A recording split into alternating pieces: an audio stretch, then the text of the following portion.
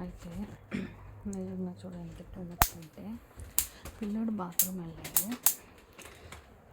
Geyser నేనే ఇచ్చాను వీళ్ళకి. గీజర్లో నేను వాటర్ రావట్లేదు, మోటార్ వేస్తే ఎక్కట్లేదు. పొయ్యి మీద నీళ్ళు పెట్టమని మా ఆయన వెళ్ళి చెప్తే నీళ్ళు మా ఆయన్నే తెమ్మంది. మా ఆయన బకెట్ మోసుకెళ్తుంటే నేను మోసుకెళ్ళాను. వాటర్ పెడితే కొద్దిగా గోరువెచ్చగా కానీ తీసుకెళ్ళిపోనండి. లేదు ఇంకా కాగాలని చెప్తే ఏం చేసిందో తెలుసా, స్టవ్ ఆన్ పెట్టి కింద గ్యాస్ కట్టేసింది. నేను ఇప్పుడు కూర్చుని చూస్తే కనబడి ఇదేంటి స్టవ్ ఆరిపోయింది కట్టేసామంటే కట్టేసింది.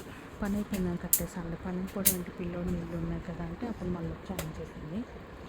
మా నాన్న అడిగాడు, అయినా గ్యాస్ పడుకునే ముందు కదా కడతా, ఇప్పుడు ఎందుకు కట్టావు, ఇప్పుడు ఎంత టైం కొట్టేసాను అంటే మళ్ళీ ఏదో అబద్ధం ఆడుతుంది. అబ్బాయి బయటికి తీసుకెళ్తాను అందుకే కట్టేస్తాను, అబద్ధం ఆడుతుంది. అట్లుంది పరిస్థితి, అబద్ధాలు. ఇంకోటి పువ్వులు పచ్చడి పెట్టమంటే ఏమంటుంది, మా ఆయన నీళ్ళు కొనుక్కురమ్మంటుంది. మా ఆయన నీళ్ళు కొనుక్కొస్తేనే పచ్చడి పెడుతుందంట. ఎంత అంటే ఒక 50 రూపాయలు అవుతుందేమో. సన్ఫ్లవర్ పువ్వులు, అవి సన్ఫ్లవర్ కాదు ఆ పువ్వులు. మా తమ్ముడు చెప్తే మా తమ్ముడు వెళ్ళి తీసుకొచ్చాడు. మళ్ళా ఇంకా నేనేమో ఉంటాను అంటే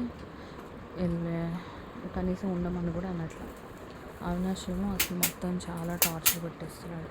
ఇప్పుడంటే టెన్షన్ అయిపోతుందంట ఆయనకు, అర్జెంట్ వెళ్ళిపోవాలంటే. ఇంట్లోకి వెళ్ళిపోయి ఆ పొద్దున్న గంట సేపు పిల్లల్ని నింపేసి గంట సేపు జావ దగ్గర తిరగాలి రోడ్డు మీద.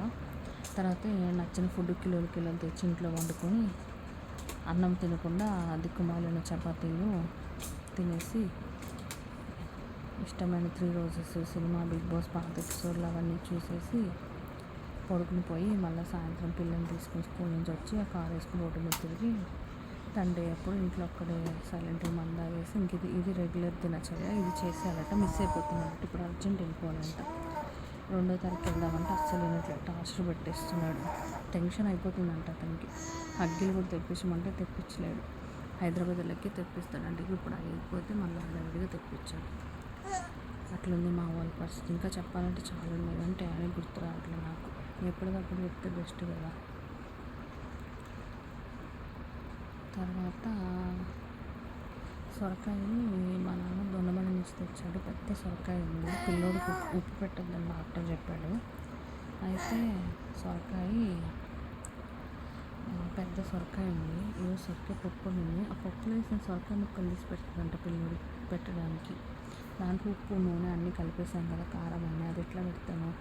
ఇంకా సొరకాయ ఉంది. అయితే ఇప్పుడు సొరకాయ ముక్క నీళ్ళలో ఉడకపెడతారు కదా, అదే ఆవిడకి ఇష్టం లేదు. అంటే మళ్ళీ ఉడకపెట్టడం వల్ల ఆవిడకి గ్యాస్ ఇబ్బంది అయిపోద్ది అన్నమాట. అందువల్ల అంతా. ఇంకోటి బయట లైటు, పిల్ల బయట తిరుగుతుంది. పావులు ఉన్నాయి, వీడియోలో కూడా చూపించాను కదా. బయట లైట్ ఏమంటే కావాలని లైట్ ఆఫ్ చేసేస్తుంది. ఇప్పుడు నేను వెళ్ళి లైట్ వేసా మళ్ళీ ఆఫ్ చేసేస్తుంది. పిల్ల తిరుగుతుంది కదా, పడిపోద్ది కదా. పావుని తొక్కామనుకో పావు కరిసిద్ది కదా, ఏమిట్లేదు. అయితే ఏంటంటే ఇప్పుడు మేము చూసాం కదా నీళ్ళు వేడెక్కుతున్నాయి, మళ్ళీ 10 నిమిషాల తర్వాత చూస్తాం కదా, 10 నిమిషాలు అయిపోయింది కాగిపోయింది తీసుకెళ్ళిపోతాం కదా. అందుకని కింద స్టవ్ ఆఫ్ చేసేస్తుంది అనమాట. తెలివితేటలు అంటే టైం అయిందనేసి నీళ్ళు కాగిపోయినాయి అనుకుంటాం, కానీ స్టవ్ కట్టేసిన సంగతి ఎవరు కనిపెట్టరు కదా. ఈ విధంగా నాకు తెలియకుండా మా అమ్మ కానీ మా అయ్య కానీ ఇంకెవరైనా కానీ ఎంత నా వెనకాల గోతులు తవ్వుతున్నారు. దేవుడు నాకు చూపిస్తే నాకు తెలుస్తుంది వీళ్ళు నన్ను మోసం చేశారని. తెలియకపోతే నన్ను బెబ్బే చేసినట్టే కదా.